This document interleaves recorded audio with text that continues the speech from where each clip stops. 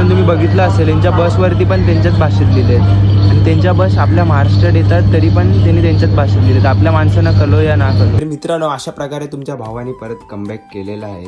तर नमस्कार मित्रांनो, स्वागत आहे तुमचं डे 58 मध्ये. एक दिवस एक विचार. चला तर आपल्या प्रवासाला सुरू करू. तर मित्रांनो आज आपल्याला जायचं आहे कोल्हापूरला. तर रात्रीच आम्ही एक ट्रेन पकडली कोल्हापूरची.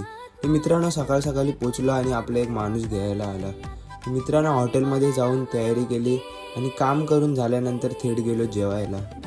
जेवण झाल्यानंतर जे कामासाठी आले ते काम पण थोडंसं केलं. काम बीम झाल्यानंतर रात्री आम्ही गेलो जेवायला. आणि मित्रांनो हॉटेल एक नंबर बाप होता आणि इकडचा जो इंटिरियर होता ना तो पण खूप भारी होता आणि इंटिरियरपेक्षा यांचं जेवणच लय क्लास होता.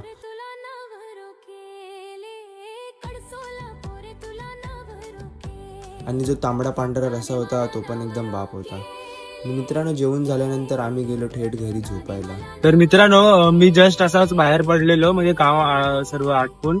तर मित्रांनो मी इथे एक नोटीस केलं की ते कर्नाटकवरून लोक येत आहेत वगैरे. तर ते लोक आहेत ना त्यांच्या मातृभाषेच्यात बोलतात किंवा इंग्लिशमध्ये.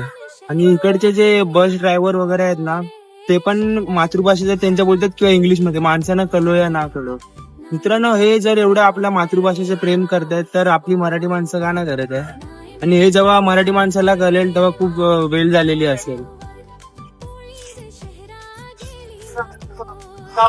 मित्रांनो तुम्ही बघितलं असेल यांच्या बसवरती पण त्यांच्याच भाषेत लिहिलेत आणि त्यांच्या बस आपल्या महाराष्ट्रात येतात तरी पण त्यांनी त्यांच्याच भाषेत लिहिलेत. आपल्या माणसांना कलो या ना कलो. तर मित्रांनो सकाळ सकाळी आपण पोहोचलोय आपल्या घराला. आणि चला मित्रांनो भेटूया डे 59 ला. जय महाराष्ट्र. गोड गोड पोरांनो फॉलो करायला नका विसरू.